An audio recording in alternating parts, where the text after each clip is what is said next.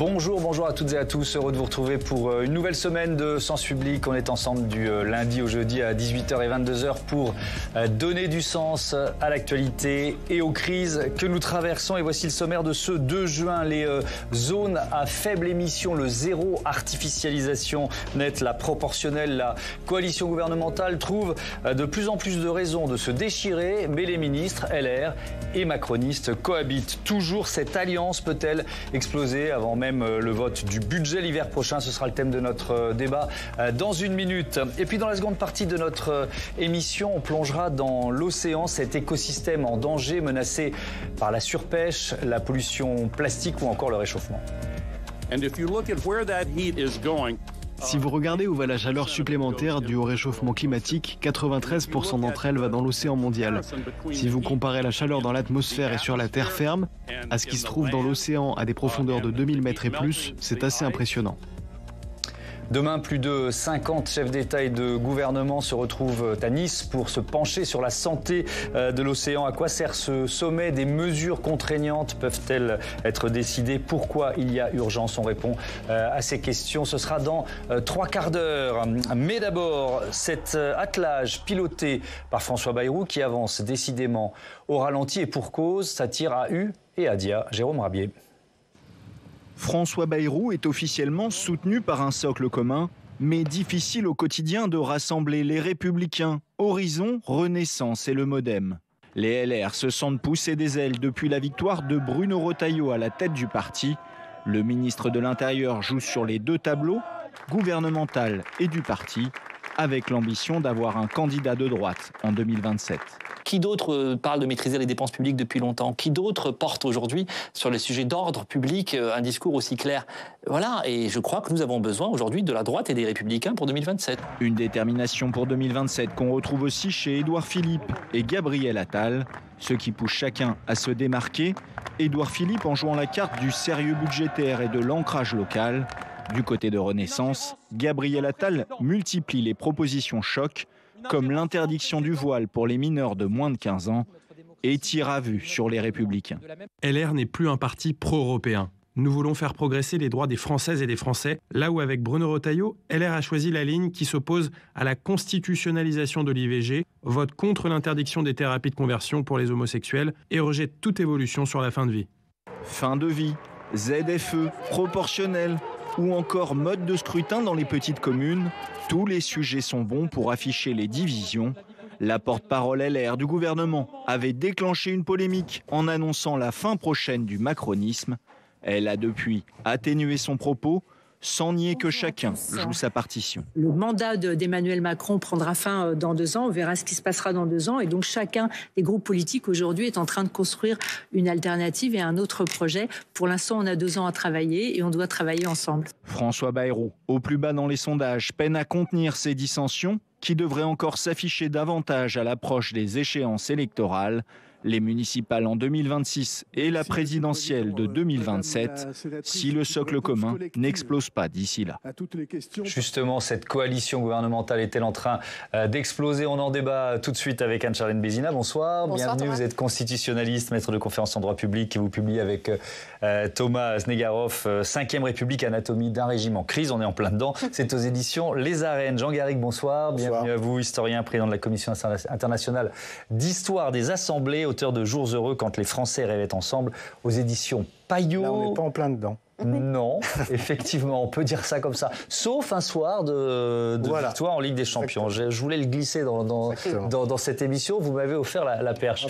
Lou Fritel, bonsoir, bienvenue. Bonsoir. C'est la première fois que vous participez à Sens Public. C'est un plaisir de vous accueillir. Vous êtes reporter politique en charge du suivi des droites à Paris Match et Mickaël Darmon, éditorialiste politique. Bonsoir Mickaël, bienvenue à vous. Je vous rappelle qu'on est encore sur ce canal pour quelques jours, mais vendredi, on vous proposera une émission spéciale à 18h pour fêter notre arrivée sur le canal 8 de la TNT. Allez, on s'intéresse à ce Alors, socle commun, bloc central, coalition gouvernementale, il y a tellement de noms qu'on s'y perd déjà. Anne-Charlène Bézina, est-ce que finalement il n'est pas destiné à exploser avec une seule question, c'est quand ? Si, moi je crois précisément que c'est un peu le principe des majorités d'alliage, des majorités relatives comme celle-ci, c'est-à-dire qu'au fond, on tient sur un groupe de coalition, on peut le qualifier quand même comme ça, une forme de gouvernement d'union nationale comme on les a connus dans l'histoire, sauf que de ce fait-là, c'est aussi un choix de François Bayrou de se dire, eh bien, étant donné qu'il y a autant de familles à l'intérieur de la famille, je vais laisser une forme de liberté. Il n'y a pas eu vraiment de solidarité gouvernementale dans ce gouvernement-là, il y a eu un choix de baronnie assez identifié avec une liberté de parole, qui fait que, de ce fait, chacun tire un peu la corde à lui, mais au moins, ça fonctionne. L'idée était d'avoir un bateau qui flottait. La question, c'est ensuite celle des initiatives parlementaires qui, évidemment, sur le budget, sur l'automne budgétaire, vont avoir à se confronter à un problème non seulement de cohésion, mais aussi de recherche d'élargissement, en fait, de cette alliance. Moi, je crois que ce qu'on vit aujourd'hui, c'est finalement un petit peu une forme de chronique d'une mort annoncée, c'est-à-dire qu'il ne peut pas y avoir véritablement d'alliance programmatique entre ces velléités-là. Il y a les municipales, il y a les présidentielles, c'est dans l'esprit de tout le monde. Évidemment, et on va en parler à la fois des municipales, à la fois de la présidentielle. Il y a peut-être moins de gens qui écopent sur ce bateau Jean Garry. Pour autant, cette alliance entre LR, alors on va simplifier, et macroniste, même si certains le sont de moins en moins, est-ce qu'elle est plus fragile que d'autres, si on compare par exemple avec la gauche, le nouveau Front populaire? Oui, c'est vrai qu'on pourrait dire de la gauche la même chose. On a une coalition qui a complètement explosé et qui l'a d'ailleurs affirmé, solennalisé, je dirais. Mais comme disait François Bayrou, il disait le MoDem, c'est tirer une charrette avec des grenouilles. Là, pour le coup, il est servi, parce que ça éclate dans toutes les situations. C'est logique. On est dans un moment où la campagne pour les présidentielles est lancée. Je veux dire qu'avec l'élection de Bruno Retailleau à la tête des LR, une élection à l'aise, triomphale, et ce qui se passe avec on va voir bientôt le jugement de la Cour d'appel pour le procès de Marine Le Pen, il y a quelque chose qui est en train de se lancer pour la course à la présidentielle, et donc on voit évidemment au sein de cette coalition, qui n'est qu'une coalition, qui n'est pas une alliance, on voit forcément des candidats se déclarer, des lignes très, très différentes se reconstituer. Alors, c'est contraire à l'esprit de ce que François Bayrou aurait souhaité. Lui, il est pour la polyphonie, mais une polyphonie harmonieuse, une polyphonie de compromis et de convergence. Elle est de moins en moins, effectivement. Et or, voilà, je ne sais pas si elle l'a été au début, mais en tout cas, elle est de moins en moins. Je ne sais même pas si elle l'a été à un moment. Ouais. C'est comme des poupées, enfin, on soulève la poupée russe, il y a une scission entre LR et macronisme, mais alors si on soulève la poupée russe des macronistes, il y a aussi des scissions entre eux. Lou Fritel, c'est une cohabitation à l'intérieur même d'un gouvernement, on pourrait presque dire ça? C'est ça, mais pour l'instant, je dirais vraiment elle existe entre LR et les macronistes. Dans la mesure, effectivement, Bruno Retailleau, c'est devenu le président du groupe qui a été récupéré au dernier moment pour réussir à faire cette coalition gouvernementale.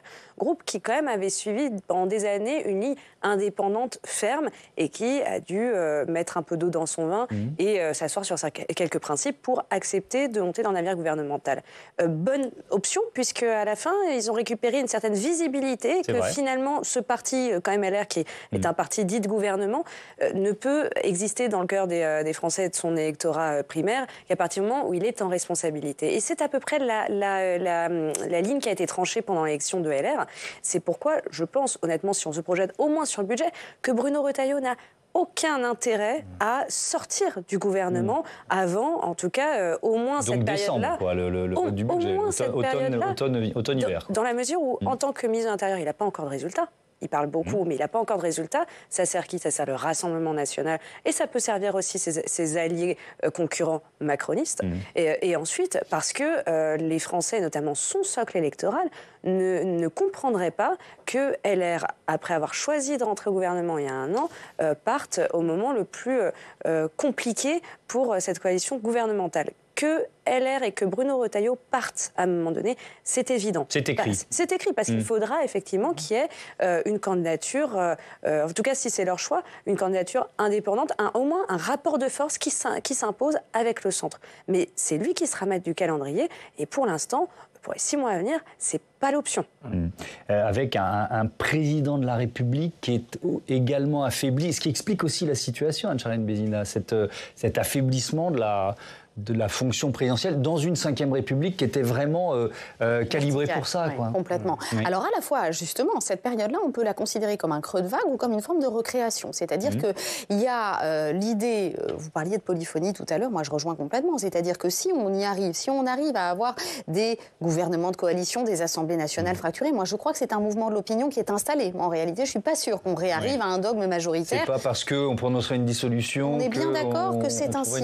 En France, en Europe, dans le monde entier, regardez le Congrès américain, toutes les majorités sont relativement serrées. Les majorités Gotillot d'un gaullisme historique sont assez antérieure à l'histoire récente. Donc, je crois que voilà, la figure du président récupère un petit peu le rôle d'arbitre de l'article 5 de la Constitution, c'est-à-dire je suis là pour l'international et pour veiller finalement à l'unité de la nation, d'où quelques sorties qui me semblent politiquement assez finalement habiles dans le rôle qui est le sien, mais il faut avoir un Premier ministre de plein exercice, et ce qui me semble un peu gênant ici, c'est plus que justement le pari de François Bayrou n'ait pas été suivi par sa base elle-même. C'est-à-dire que pour arriver à avoir un Premier ministre de coalition, encore faut-il que la coalition soit consciente d'en être une. Jean Garrigue, un mot là-dessus? Oui, non, je voulais dire que j'oubliais dans les indices de cette campagne, de cette reconstruction qui est en cours, cette intervention manquée d'Emmanuel Macron, qui, à la surprise de beaucoup, à la télévision, est sorti précisément du couloir qui était le sien, qui était de retrouver une forme de gravité, de solennité, de distance, qui est celle d'un président sous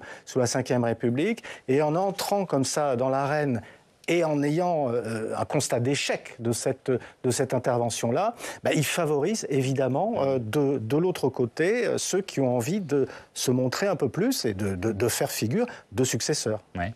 Michael? Moi, ce qui m'interpelle, c'est qu'en fait, effectivement, tout ce système-là de majorité flottante, qui en fait correspond au fond au besoin de François Bayrou d'installer une compétence politique là où la compétence de la technicité n'est pas vraiment au rendez-vous. En disant, c'est pas en créant le débat politique que je vais pouvoir montrer le talent que j'ai de pouvoir conduire ce gouvernement, alors qu'on voit bien que l'ingénierie des mesures est souvent pas là. Mais ce qui me frappe, c'est que c'est pas suivi par l'opinion. C'est-à-dire que ça correspond peut-être à une évolution... L'impopularité de François Bayrou, voilà, ça correspond à effectivement une évolution institutionnelle, politique ou sociétale au sens large, peut-être, mais aujourd'hui, l'opinion a du mal à s'y retrouver dans cette... Alors, coalition, moi, je pense que c'est une coagulation ou une sorte d'agglomérat. Je crois qu'on a inventé tous les mots depuis. Voilà, l'agglomérat peut-être, parce qu'effectivement, c'est pas le meilleur des bois. Mais de ce point de vue-là, je crois que les Français, effectivement, considèrent que quelque part, c'est une sorte de radeau qui va aller jusqu'au moment où le grand débat va devoir commencer, c'est-à-dire celui de 2027. Ouais. Avec ce sondage, Odoxa Backbone Consulting pour Le Figaro, qui nous dit que 8 Français sur 10 pensent, comme la porte-parole du gouvernement, Sophie Primas, enfin pas celle qu'on a entendue dans notre sujet, celle d'il y a quelques semaines, que le macronisme ne survivra pas à la présidentielle de 2027. Ça voudrait dire, Lou Fritel, que finalement le centre-droit sortirait perdant de cette séquence ouverte par l'arrivée de François Bayrou à Matignon il y a bientôt 6 mois? Je ne sais pas si c'est lui qui en sortira perdant, mais c'est vrai que les personnalités qui émergent, c'est dans la partie gauche et dans la partie droite du macronisme et de Renaissance ou d'Horizon. Ce qui veut dire... Il faut remettre de l'eau chaude ou de l'eau froide. On n'est plus dans une logique de mitigeur, d'une certaine façon. Disons que le macronisme serait tenu par une personnalité, Emmanuel Macron, qui a repris cette théorie de dépassement qui était celle de François Bayrou et qui a fonctionné en 2017, qui a été à nouveau plébiscité en 2022 dans des circonstances quand même particulières, mais qui aujourd'hui n'est absolument pas ce qu'ont demandé les Français en 2024. En 2024, il y a deux coalitions qui ont quand même, en nombre de voix et en nombre de sièges, été particulièrement plébiscitées. C'est la coalition de gauche et la coalition de droite nationaliste. Donc quand Yael Braun-Pivet a été réélu au perchoir comme président de l'Assemblée nationale, nombre de Français ont été assez déroutés de voir qu'après avoir voté, rien ne changeait, et de voir ensuite que François Bayrou, qui a des convictions qui n'ont jamais varié, mais qui a suivi des personnes différentes, que ce soit plus ou moins Ségolène Royal en 2007, François Hollande en 2012, Emmanuel Macron en 2017, il n'a pas une image de pureté auprès des Français. Et malgré tout, il réussit quand même à mener son navire gouvernemental, peut-être parce que justement... Peut-être justement parce qu'il a laissé cette autonomie au baron dont vous parliez tout à l'heure. Et parce qu'il fait peur à personne. Oui. Et c'est pour ça aussi qu'il est assez agaçant, c'est-à-dire que personne ne mettait une pièce sur François Bayrou, il n'y avait que lui qui mettait une pièce sur lui-même. Mais à la fin, il a réussi. Et peut-être va-t-il tenir finalement plus longtemps qu'on ne l'imagine les uns et les autres. Exactement, c'est peut-être sa force. Alors c'est pas seulement une querelle d'ego dont on parle avec la présidentielle en ligne de mire, il y a aussi des sujets qui fâchent. On va en parler tout de suite avec Audrey Vettaz. Bonsoir Audrey. Bonsoir. Bienvenue, c'est ces thèmes qui exacerbent les dissensions au sein du socle commun. Et ça concerne bien souvent l'écologie. Thomas, mercredi dernier, les Républicains ont même infligé un camouflet à leurs partenaires macronistes au sujet des ZFE. Les ZFE, ce sont ces zones à faible émission dans les métropoles, interdites d'accès aux véhicules les plus polluants. Elles ont été annoncées en 2018 par Elisabeth Borne, alors ministre des Transports, qui parlait à l'époque d'une dynamique irréversible. Elle est peut-être irréversible finalement. Elle est peut-être réversible finalement. En 2025, ces ZFE sont en passe de disparaître. L'Assemblée nationale a adopté un amendement du Rassemblement national qui dénonce, lui, une ségrégation sociale avec ces ZFE.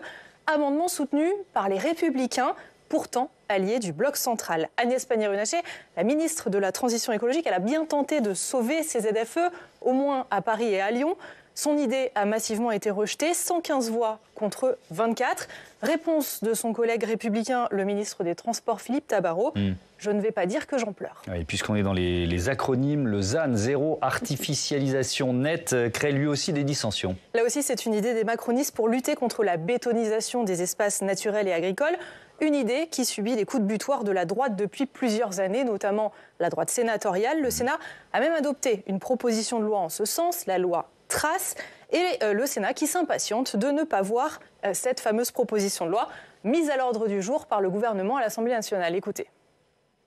Nous avons travaillé avec ma collègue Abel Gacquer à 3 reprises, avec votre cabinet, M. Bayrou, et nous avions abouti à un texte équilibré, voté à une très large majorité au Sénat. Mais depuis 3 mois, rien, pas un mot du gouvernement, pas même un soupçon d'intérêt manifeste de votre part. Le ministre Patrick Mignola a récemment rappelé l'embolie du calendrier législatif, nous le savons tous. Avec un certain nombre de textes, le gouvernement met tout en œuvre pour que la proposition de loi Trace soit inscrite à l'Assemblée nationale à l'automne. Je vous remercie. Alors, je ne sais pas si vous l'avez saisi, mais quand la ministre parle d'embolie du calendrier, en fait, elle se fait huer par ses anciens partenaires. Voilà pour l'ambiance. Effectivement, Françoise Gatel. Dernier sujet de discorde, la proportionnelle. C'est le combat démocratique de François Bayrou depuis maintenant de très nombreuses années. Introduire une dose de proportionnelle aux élections législatives, mais c'est un casus belli pour les Républicains qui se sont promis de se battre de toute leur force contre cette idée. Ils estiment que la France serait encore plus ingouvernable. Là où ça devient cocasse, c'est que les élections, c'est l'apanage du ministre de l'Intérieur. Le ministre de l'Intérieur, en l'occurrence, c'est le patron des Républicains, Bruno Retailleau. Difficile de l'imaginer défendre devant le Parlement un tel projet, un projet auquel il est opposé. C'est peut-être l'argument qu'il a donné tout à l'heure à François Bayrou. Les Républicains étaient reçus à Matignon pour discuter justement de la proportionnelle. Effectivement, et alors il y a quelques jours, c'était Édouard Philippe qui lui-même était reçu par François Bayrou à Matignon sur la proportionnelle. On l'écoute. Le Premier ministre, dans son exercice de consultation des forces politiques, a souhaité connaître la position du parti politique Horizon. Et je lui indiquais que nous étions dans une attitude défavorable à ce projet de loi, que nous n'y étions pas favorables, opposés pour 2 raisons essentiellement. La première, c'est que le scrutin proportionnel a plus de chances de perpétuer ce que nous voyons aujourd'hui, c'est-à-dire une absence de majorité, et que nous considérons que cette absence de majorité rend difficile, voire impossible, une action résolue dont notre pays a pourtant besoin, et que nous ne pouvons pas accepter donc ce régime qui est pour l'essentiel un régime de l'inaction. Tiens, est-ce que vous êtes sur le fond, est-ce que vous êtes d'accord, Anne-Charlène Bézina, sur le fait que le scrutin proportionnel a plus de chances de perpétuer l'inaction ou l'absence de majorité actuelle? Alors j'ai peur qu'en fait on inverse la cause et la conséquence. C'est-à-dire qu'à mon avis, comme je l'ai dit, je crois vraiment que dans l'opinion, cette trifracturation va se maintenir et que les majorités... Quel que soit le mode de scrutin. Auquel d'ailleurs Édouard Philippe croit, c'est-à-dire finalement un retour à la Ve République très gaulliste. Je ne suis pas sûre que ce soit complètement ancré dans l'opinion et je rappelle quand même que la Constitution est un outil de la démocratie, c'est-à-dire que ce sont les suffrages qui ont toujours raison à la fin et le suffrage risque d'installer cette tripartition. Donc si on n'a pas le scrutin proportionnel, on va avoir justement les mécanismes du scrutin majoritaire avec une assemblée de proportionnelle. Et c'est ça qui produit le régime de l'inaction aujourd'hui. C'est pas tellement la proportionnelle, c'est l'esprit de la proportionnelle sans la proportionnelle. Comment il fait campagne, Édouard Philippe, lui qui est parti très tôt, qui a été un peu obligé de se déclarer officiellement candidat? Il fait des meetings un peu partout en région. Après, il est reproché depuis pas mal d'années à Édouard Philippe d'être assez discret. Pour en avoir parlé avec certains militants de la première heure, beaucoup sont partis aussi, déçus. Donc il a aussi un enjeu, c'est-à-dire qu'il fait un peu Juppé. C'est celui qui est au sommet des sondages depuis des mois, des années, mais en face, les petits chevaux se préparent, certains avec plus de visibilité, je pense à un Bruno Retailleau, mais même un Gabriel Attal en réalité. Donc son problème, ça va être de supporter le challenge. Est-ce qu'il aura besoin de ça? Oui, puis ça se compliquera quand il prendra position sur un certain nombre de thématiques sur lesquelles pour l'instant il est encore assez flou. Il nous promet un Big Bang dans les semaines à venir, mais par exemple, sa grande interview pour Le Point, il n'y avait pas beaucoup de contenu en réalité, à part un coup de semonce qui faisait un peu mis en scène. Donc Édouard Philippe, c'est compliqué de savoir ce qu'il pense. On sait que c'est un libéral, on sait que c'est quelqu'un proche des territoires, mais c'est pas le premier à avoir eu ce genre de logiciel. C'est pas innovant. Michael ? Projet territoire, les Français se souviendront sûrement au moment de la campagne que les 80 km/h et tout ce que ça a généré viennent de lui, quand il était à Matignon. Donc de ce point de vue-là, ils vont avoir du mal à lui décerner peut-être ce brevet. Moi, ce qui m'a beaucoup étonné, effectivement, pour suivre ce que vient de dire Lou Fritel, c'est tout simplement le titre de son livre. Le prix de nos mensonges. C'est-à-dire qu'en s'incluant dans le fait qu'il a menti, ça va être difficile d'expliquer, de convaincre les Français que maintenant on ment plus. En tout cas, moi, lui, il va plus mentir. De ce point de vue-là, effectivement, on est sur une mécanique de campagne qui est un peu trop hésitante, qui a voulu gérer un temps très très long, mais qui, de ce point de vue-là, a du mal à poser des actes politiques forts qui viendront créer une rupture. Un mot sur Édouard Philippe, ensuite on reparle de la proportionnelle et de la stratégie de LR. J'ai une petite réserve par rapport à ce qui vient d'être dit, parce que j'observe que ce n'est pas la première fois qu'Édouard Philippe, y compris lorsqu'il était Premier ministre, prenait un peu de recul par rapport à sa propre action, et sa propre action, évidemment, sous les auspices d'Emmanuel Macron. Et le fait justement de se poser un petit peu comme une sorte de père Larigueur, un peu comme l'avait fait d'ailleurs François Fillon, il faut s'en souvenir, quand il était Premier ministre de Nicolas Sarkozy. Vous voyez qu'au fond, ça n'avait pas ça avait plutôt servi François Fillon, puisqu'il s'était retrouvé ensuite comme le candidat de la droite quelques années plus tard, parce qu'il avait suivi cette espèce de ligne d'une forme de rigueur libérale, en admettant les erreurs qui avaient été commises, en disant la France est en état de faillite. C'était quelque chose de très très fort. Oui, c'est une façon aussi de se démarquer du bilan d'Emmanuel Macron, j'imagine, le titre de son livre. De toute façon, il a intérêt à se démarquer. Donc, je ne sais pas ce que ça va donner. Effectivement, il y a ce risque de juppéisation qui est très très fort. Mais disons qu'a priori, essayer de jouer ce rôle-là dans le moment qui est le nôtre, par rapport à l'image qui est celle d'Emmanuel Macron ou celle de Gérald Darmanin, c'est aussi une manière d'être dans quelque chose qui peut le porter. Mais est-ce que vous voyez François Bayrou s'obstiner sur la proportionnelle au risque de perdre les LR ? Anne-Charlène Bézina. Alors, il y a quand même une question de socle commun, c'est-à-dire qu'on sait que c'est une proposition auquel le LFI est plutôt favorable, auquel le RN peut être favorable aussi à certaines conditions. Le PS se cherche encore, mais enfin bon, on a a priori conscience que ça pourrait être voté. Donc pour une fois qu'il pourrait avoir une loi qui obtient la majorité, et j'ajoute, pourquoi pas un projet de référendum ? Là, c'est vraiment le sujet sur lequel les Français ont envie d'être consultés. Donc je suis pas sûre qu'il soit à ce point-là cornérisé par son propre socle en réalité sur ce sujet-là. D'autant qu'en plus, c'est parce que c'est pas là-dessus que les LR avant de quitter le gouvernement. Non, ça me semble pas être un point de rigueur. D'ailleurs, Bruno Retailleau est assez flou sur la question en disant oui, j'en fais un point d'honneur, mais sans mettre sa démission dans la balance. Il l'a fait sur plusieurs autres sujets, après, dont la fin de vie. Ce que disait Audrey, ce serait cocasse de voir un Bruno Retailleau, ministre de l'Intérieur, chargé d'appliquer une réforme de la proportionnelle alors qu'il y est opposé. Sachant que c'est l'organisation du scrutin. Oui, je sais bien. Encore l'honneur. Mais Laurent Wauquiez ne lui pardonne pas. Je sais bien. Manifestement, ce serait quand même Patrick Mignola qui serait chargé de défendre au banc cette mesure. Mais surtout, Bruno Retailleau entre dans une phase de négociation. Parce qu'en réalité, il y a un autre sujet qui taraude les LR, c'est le cumul des mandats. Et ça, François Bayrou y est favorable. C'est d'ailleurs son premier acte de Premier ministre. Il est parti à Pau en jet privé pour aller présider le conseil municipal en expliquant que c'était formidable d'avoir la double casquette. Auquel Édouard Philippe est favorable. Exactement. Tout son bloc. On rentre vraiment dans une phase de négociation et la proportionnelle, en l'occurrence, ça va peut-être conforter effectivement une tripartition qui existe depuis 2017 et face à laquelle on ne peut pas forcément aller. C'est le choix des électeurs au bout d'un moment. Alors on se pose la question de ce qui pourrait faire exploser finalement cette coalition gouvernementale. Vous nous avez dit qu'il y avait quand même un premier ciment qui était finalement le vote du budget, le fait de ne pas prendre la responsabilité d'empêcher la France d'avoir un budget dans des conditions, espérons-le, sereines. Il y en a une autre, ce sont les municipales, on va en parler dans un instant. Mais il y a quand même une personnalité au milieu de tout ça. Et je vais vous poser la question à vous, Jean Garrigue, c'est Laurent Wauquiez. Parce que ce qui nous reste de pouvoir, c'est peut-être justement la capacité, avec une partie des députés, de faire exploser cette coalition dont il ne voulait pas, ou en tout cas à laquelle il a refusé de participer. Ça apparaît aujourd'hui comme sa seule issue. Je veux dire que, alors précisément, lui s'érigeait en chef d'une opposition fidèle à l'héritage, je dirais pas gaulliste, parce qu'on est très loin du gaullisme, mais en tout cas l'héritage de la droite républicaine.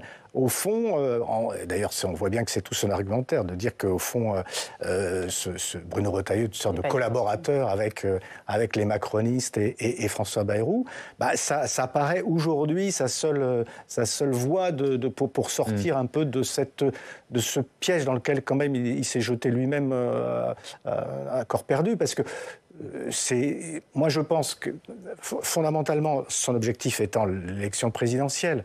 Quand vous avez ce déficit d'image qui lui colle quand même à la peau, et pas depuis quelques mois, depuis des années, ça sera quand même très très compliqué. Donc je vous vois difficilement pouvoir incarner ensuite une sorte de rassembleur des droites comme il en avait à un moment le projet. On parlait de Bruno Retailleau qui était reçu par François Bayrou à Matignon au moment où on enregistre cette émission. Déclaration à la sortie, le ministre de l'Intérieur nous dit qu'il refusera de porter une éventuelle réforme du mode de scrutin à propos de la proportionnelle. Et comme promis, on parle maintenant des élections municipales. Michael, mars 2026, un an avant l'élection présidentielle. Et on sera évidemment, et alors là on va faire le premier mea culpa, les premiers à vouloir analyser la carte des mairies pour discerner, décortiquer les rapports de force en vue de la présidentielle. Il faudra être très très prudent ce soir-là, parce que souvenez-vous, de 2020, dernières élections municipales, le camp des macronistes avait été un grand perdant de ce scrutin, et 2 ans plus tard, Emmanuel Macron, certes dans des circonstances particulières, mais Emmanuel Macron donc était réélu, et le 9 juin 2024, sur la carte de France des élections, au soir des élections européennes, il était indiqué que 93% des communes françaises avaient mis le RN en tête. Alors revenons sur les municipales. Est-ce que quand même le résultat de ces municipales peut ou va influer sur la présidentielle? Si on prend effectivement ce dernier résultat que je vous ai mentionné, pas vraiment, pas forcément, parce que vous savez, en France, on ne vote pas pour le village comme on vote pour le château. Il y a aussi un discernement quand même électoral. Mais la question, l'enjeu, c'est le bloc central tout d'abord. Est-ce qu'il sera capable de pouvoir justement surmonter toutes les divisions et de rassembler toutes les grenouilles que l'on voit un peu dans tous les sens? Parce que effectivement, ça va être l'enjeu sur le terrain. En 2020, LR était devenu la principale force municipale, donc dans le pays, devant le PS. Depuis, on a bien vu qu'il y a du décrochage, ça a changé. Alors pour garder des villes, ou pour en gagner, il faudra absolument peut-être à ce moment-là s'allier avec les macronistes.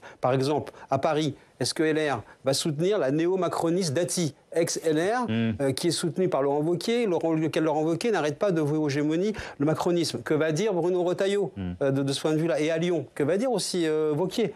pour pouvoir reconquérir la ville, s'allier avec Renaissance, s'allier avec le MoDem, alors qu'on prône du matin au soir la rupture avec Macron. Effectivement, on voit bien que de ce point de vue-là, sur le terrain, ce sera différent. Oui, les logiques ne sont pas les mêmes. Entre les partis, c'est la guerre à Paris, et sur le terrain, ça peut être à Miami. Eh bien, entre le socle commun et le tacle commun, eh bien, il va falloir choisir, parce que pour Renaissance, l'enjeu, c'est quand même de participer aussi à des exécutifs. On sait bien que pour l'instant, chez Renaissance, c'est plutôt la politique du strapontin dans les villes, parce que ça ne réussit pas. Et ça sera aussi un test pour Gabriel Attal.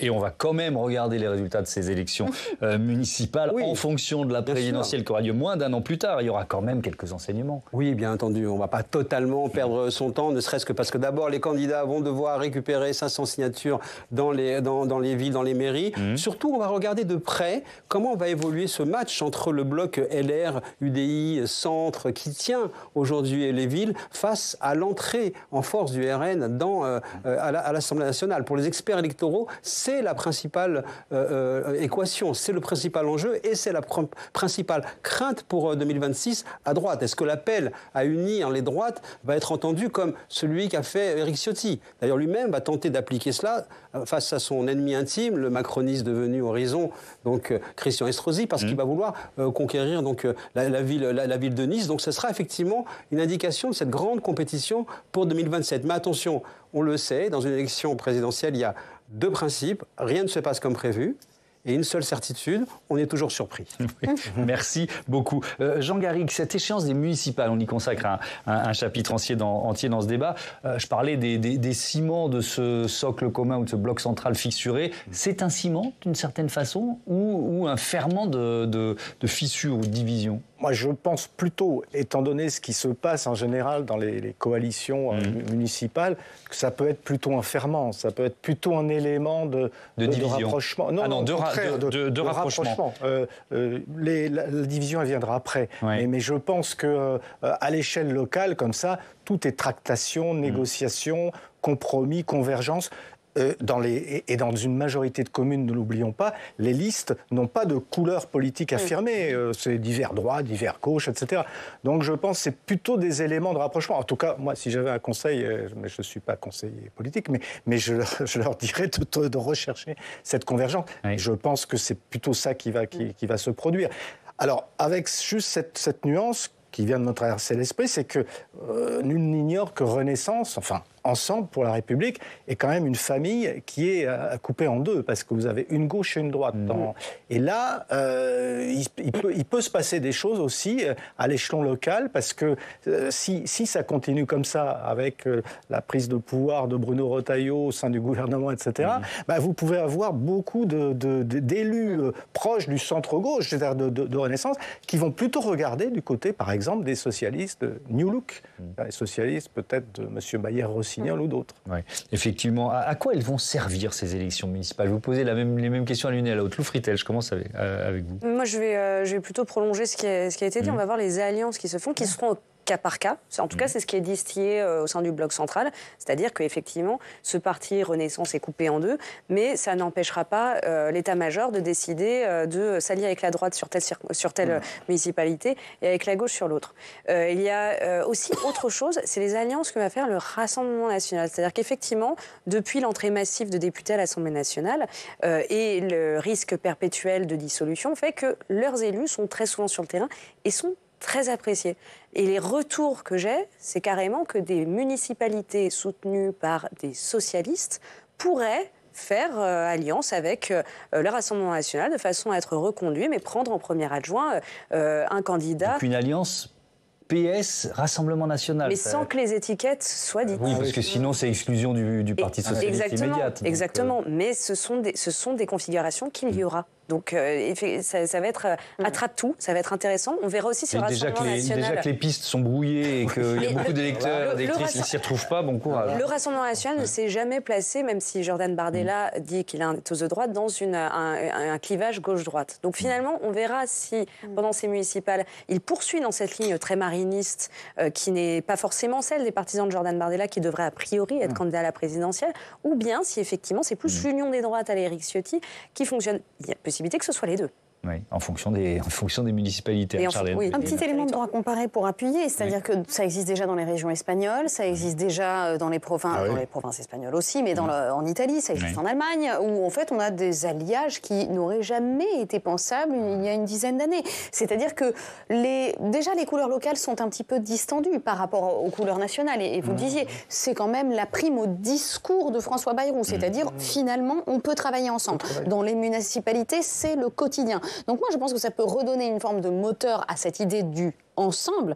On ne fera pas sans le centre. Mais la question est, est-ce que le centre sera en mesure de l'idée, finalement, d'être vraiment le chef de certains projets? Ça, c'est encore autre chose. Parce qu'à mon avis, justement, il y aura une forme de dissolution, sans mauvais jeu de mots, du centre dans des alliances un peu composites. Ce qu'il faut vérifier aussi, c'est le caractère frontiste ou non de ce vote. C'est-à-dire qu'on a eu une dissolution qui a finalement un peu mécontenté tout le monde, puisque la seule leçon qu'on peut vraiment avoir des urnes du 7 juillet, c'est on ne veut pas d'un Premier ministre Jordan Bardella, mais on ne sait pas vraiment avec qui on veut travailler aujourd'hui. Donc, est-ce qu'on va continuer cette logique du vote négatif, finalement, qui est un petit peu moins facile à utiliser dans les municipalités où vous avez des primes majoritaires, mais c'est un peu complexe. Mais il va falloir quand même vraiment désigner des gens sur des programmes. Et là-dessus, est-ce qu'on va être anti-quelqu'un d'autre, front de gauche, front de droite? C'est ça qu'il va falloir vérifier, parce que de cette vitalité front républicain ou front de gauche, eh bien, dépendra peut-être aussi les alliances de la présidentielle. Mais si on essaye de se projeter dans le calendrier, on s'est dit, bon, le budget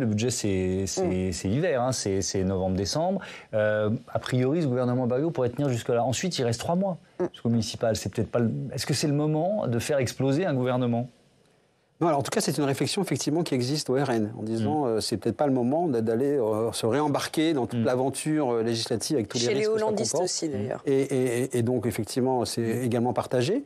C'est-à-dire que, effectivement, les enjeux municipaux vont être tellement importants, vont tellement tisser. Voilà, parce que, évidemment, dans l'écosystème politique, on est quand même d'accord que, et bien sûr, ça donne déjà une première trame de ce qui va se passer, surtout que cette fois-ci, le calendrier est très très proche. Ces municipales vont être pensées et perçues, on pense tout ce qu'on a pu dire, comme étant le lever de rideau de la présidentielle, d'envoi de l'élection présidentielle. Et il y aura bien entendu des circonstances locales. Il y a bien entendu encore le poids de ce qu'on appelait à l'époque les partis municipaux, organisés autour d'une personnalité qui, quel que soit les votes de tout le monde, eh bien, elle fait consensus sur le terrain. Mais à côté de cela, les grands enjeux, effectivement, toutes les évolutions qu'on a retracées vont installer la première trame de la compétition. Tout le monde veut prendre la parole. J'adore quand c'est ce moment-là dans le débat. Allez, je commence avec Lou Fritel, ensuite Jean-Garry. Il y a une chose qu'il faut aussi bien avoir à l'esprit, c'est qu'aujourd'hui, faire des listes municipales, c'est extrêmement compliqué. Vous n'arrivez pas à trouver de candidats. Donc nécessairement, vous avez aujourd'hui des communes où il n'y a qu'une seule liste. Et même ces communes-là auront une peine à trouver des candidats. Donc à partir de ce moment-là, vous êtes obligé. Ce ne sont pas celles qui seront le plus... non, mais la majorité des communes en France, c'est moins de 500 habitants. Bien sûr. Et dans ces communes-là, il y a un vrai problème, sachant que ce sont celles qui sont le moins dotées financièrement, où les rétributions pour les maires sont extrêmement faibles, donc moins de 1 000 € ou 1 000 €, ce qui fait que vous êtes obligé d'avoir un emploi ou d'être retraité à côté, sans main-d'œuvre municipale. Donc c'est extrêmement compliqué. Et dans ces communes-là, nous verrons nécessairement des alliances très étranges se produire, parce qu'il faudra des conseils municipaux. On reparle de Bruno Retailleau dans un instant. Jean-Garry, vous vouliez pas... Mais je voulais rebondir sur ce que disait Michael Darmon, parce qu'effectivement, on voit dans l'histoire de la Ve République, les élections intermédiaires et les élections municipales notamment sont souvent des lanceurs d'alerte, j'allais dire, soit du déclin, soit vraiment de l'érosion de ceux qui sont au pouvoir, soit de la poussée des opposants. Il y a toujours un signal, et là, il va falloir regarder évidemment la plupart des grandes villes, notamment celles qui ont été conquises par la gauche, c'est-à-dire par des coalitions derrière les écologistes. Je me demande si, par les temps qui courent, avec ce qu'on voit aujourd'hui, de cette radicalisation des conflits et des combats autour, précisément, de la transition écologique, je me demande ce qui va se passer et comment les coalitions de gauche, justement, vont pouvoir se maintenir dans ces grandes villes, parce qu'il y en a beaucoup, Nantes, Lyon, Grenoble, etc., la liste est longue. Et là, c'est vraiment aussi un enjeu politique majeur. Peut-être un petit mécanisme institutionnel qu'on n'a pas rappelé, c'est que s'il y a une motion de censure, comme il y a eu pour le gouvernement Barnier, le président de la République avait les mains liées pour le gouvernement Barnier, impossible de dissoudre l'Assemblée nationale. Ça ne sera pas le cas au mois de décembre. Donc la menace de la dissolution en même temps que les élections municipales, ça sera quand même quelque chose qui ne fera pas plaisir. Comme promis, je reviens au cas Bruno Retailleau, ce sera notre dernier chapitre dans ce débat, on a un peu plus de détails sur ce qu'il a dit au sortir de ce rendez-vous avec François Bayrou à Matignon sur l'hypothèse d'un changement du mode de scrutin et de la proportionnelle. Il déclare « Toutes les options sont ouvertes sur un éventuel départ du gouvernement si je devais défendre à mon poste de ministre de l'Intérieur un projet de loi instaurant un mode de scrutin proportionnel législatif ». C'est intéressant sur le degré d'autonomisation de Bruno Retailleau en ce moment. Il profite en quelque sorte de sa double casquette depuis qu'il a été élu président de LR, les Républicains. Et d'ailleurs, c'est ce que dit le président du groupe Renaissance ici au Sénat, François Patria. Il pourrait peut-être un petit peu plus consulter l'exécutif avant de faire des annonces. Bruno Retailleau a aujourd'hui un double mission. Il a d'abord à prendre des mesures efficaces dans un contexte qui est difficile, et difficile partout. Regardez ce qui s'est passé encore en Angleterre, ce qui se passe en Allemagne, partout, tous les jours aujourd'hui. Donc le contexte n'est pas franco-français, il est mondial aujourd'hui. Donc il a besoin de montrer que les mesures qu'il prend sont efficaces, et puis il a besoin de montrer à ses troupes et à son parti qu'il est actif et qu'il est à la manœuvre et qu'il peut très bien être à la fois un chef de parti et un chef de gouvernement. Il a cette double tâche. Donc ça l'entraîne à prendre des positions, pas quotidiennement, mais souvent, qui mesurent d'être mises à l'aube de la discussion, de la concertation, avant d'être annoncées vraiment. Tout est dans les sous-titres. François Patria rappelle que Bruno Retailleau n'a pas encore de résultats. Mais bon, c'est pareil dans d'autres pays. Et il lui demande de quand même faire preuve d'un peu plus de concertation. C'est municipal quand même, Anne-Charline Bézina. Ce sera le premier test de Bruno Retailleau, chef de parti. C'est vrai. C'est pas rien non plus dans sa construction. Bien sûr, et notamment parce qu'un chef de parti, c'est pas grand-chose en réalité. Quand on regarde les anciens chefs du LR ou de l'UMP, ça ne donne pas nécessairement la trajectoire de Nicolas Sarkozy. Donc je pense qu'il faut qu'on arrête de fonctionner par copier-coller comme ça, parce que ce n'est vraiment nécessairement pas le cas. Sur la question de la survie de Bruno Retailleau au sein de ce gouvernement, comme vous l'avez dit, ça montre son indépendance. Néanmoins, je suis pas sûre qu'il ait forcément intérêt à quitter, pour les raisons qu'on a déjà évoquées, l'Alliance à ce moment-là. Notamment parce que justement, cette question des résultats, elle est absolument lancinante dans le discours qu'il offre à l'opposition. Et donc, sans résultat, sans une loi, sans finalement quelque chose qui lui a permis d'exister, c'est vraiment pas le Nicolas Sarkozy de 2004 qui se profile. Il peut toujours arriver il y a 1000 degrés et 1000 doses de proportionnel qui existent en réalité. Donc, et à dire, finalement, tirer une petite dose de proportionnel ou arriver à un compromis. Et d'obtenir quelque chose. Ça se théâtralise très facilement. Est-ce qu'il a définitivement plié le match des LR en prévision de la présidentielle, Lou Fritel? Parce qu'il y en a quelques autres des prétendants. Oui, on pense à Laurent Wauquiez, mais c'est vrai que ces 25% le mettent dans une situation assez compliquée, même s'il n'a absolument pas abandonné le combat. Après, Bruno Retailleau n'a pour l'instant pas parlé de la présidentielle, même si son entourage en parle, même s'il y a une vraie question existentielle pour LR. Dans un régime tel que la Ve République, vous n'avez pas de candidat à la présidentielle, vous êtes rayé de la carte. Donc, mais les soutiens de Bruno Retailleau, en grande partie, aimeraient bien voir un alliage centriste, une sorte de nouvelle grande UMP. C'est vrai que la question va se poser dans les prochaines semaines, dans les prochains mois.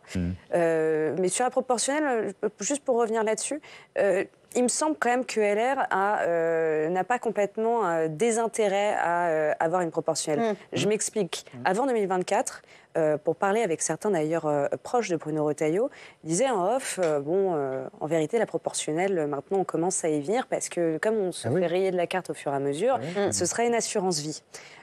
Ils ont réussi à se maintenir en 2024. Ils gagnent les élections partielles, mais ça a toujours été le cas. Et d'ailleurs, au municipal, on verra que leur ancrage local, comme pour le PS, tend plutôt à espérer de bons résultats pour ces formations traditionnelles. Mais dans un moment national comme une élection législative massive, il y a plutôt un risque d'être balayé. Et c'est vrai qu'il aura sans doute un coup à jouer là-dessus. Et encore une fois, en théâtralisant, et je reviens sur le cumul des mandats, je pense vraiment que ça va être le sujet central avec un ticket gagnant. Voilà, un ticket gagnant, une sorte de package institutionnel.